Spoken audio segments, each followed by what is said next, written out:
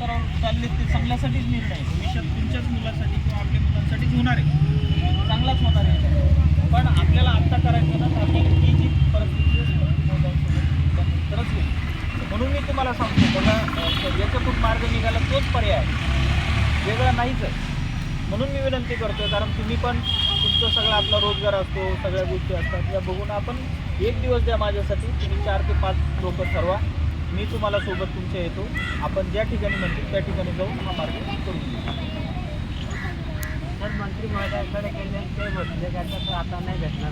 आपण ते काय म्हणतो, 15 दिवसाचा नाही भेटलं, मग नाही भेटलं तर पुन्हा आपण इथेच आहेत ना, इथेच बसून राहू, होईल तेव्हा होईल निर्णय. मी म्हणतो तो मार्ग तर बनला पाहिजे. आपण काय करतो माहिती आहे का, निगेटिव्ह विचार करतो. निगेटिव्ह नका ना करू, होईल असंच करून जाऊ ना आपण. पवार साहेब आम्ही त्यांच्यापेक्षा सर्वोच्च शक्ती आहे का? मंत्र्याच्या पुढची सर्वोच्च शक्ती आहे का? तुम्ही ऐकून घ्या. आम्ही मंत्र्याशी किंवा कोणाशी निगेटिव्ह विचार करत नाही आहे. आमच्या हक्काच्या लढाईसाठी आम्हाला एवढं माहिती आहे, महाराष्ट्र शासनानं जो आमच्या आदिवासीला नामांकितसाठी 2008-9चा नियम काढला, त्या नियमाच्या आधारे आम्हाला अशा प्रकारचा फायदा घेता येतो. त्यासाठी हक्काची लढाई आहे. कोणत्या मंत्र्याकडून किंवा काही असं आम्ही म्हणजे असं जबरदस्ती मागत नाही आहे. मलाही मान्य आहे. जर पण समजा काय होतं कायदा आहे माहिती आहे आमच्यासाठी. दादा, औषध कुठं लावतोय आपण? पायाला जखम झाली डोक्याला, आपण डोक्याकडे जाऊ ना.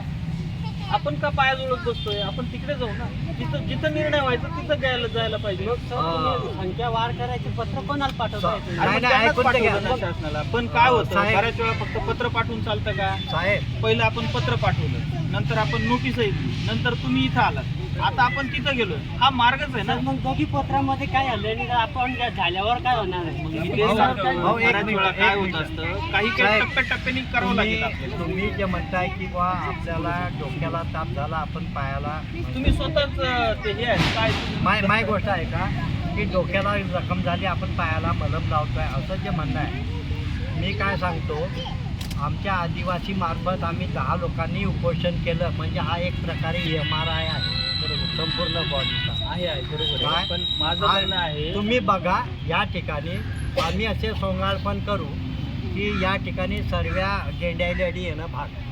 मान्य आहे. पण दादा काय माहितीये का, नाही, ते आपण शासनाला कळवतील ना, लाईव्ह बोलतील ना, बरोबर कळवतील. ते इथून करतील. एवढं आहे थोडंसं आमच्या पालकांना पण कळायचं, हा आमच्या मार्ग कधी मुलांना. आपण करू माहितीये का?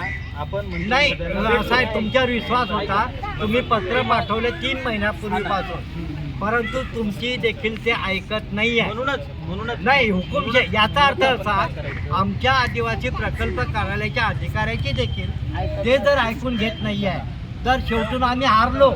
म्हणून तुम्हाला पाठिंबा म्हणून किंवा या आदिवासी कार्यालयाला म्हणजे सबळ करण्यासाठी आज आम्ही एक शक्ती म्हणून सर्व पालक उभारले. पण माझं मत आहे, उपोषण हे चांगलं पवित्र हत्यार आहे. प्रकल्प अधिकाऱ्यापेक्षा तुम्ही जनता म्हणून, तुम्ही पालक म्हणून खूप मोठे आहात. तुम्हाला माझी तीच विनंती आहे की माझ्या पत्रापेक्षा आहे ना, तुम्ही 4 लोक जर तिथं आलात ना, याला खूप महत्व आहे, हे लक्षात घ्या. कारण पालक म्हणून तुम्ही आहात. तिथे गेल्यावर बी आश्वासन देतील ते एवढ्या दिवसात होऊन जाईल. अजून तेच परिस्थिती आहे. निगेटिव्ह नका दादा सुचू. नाही, आपण तिथं negative जाऊन नाही, आपण आम्ही कसं positive निगेटिव्ह नाही. 2008 च्या GR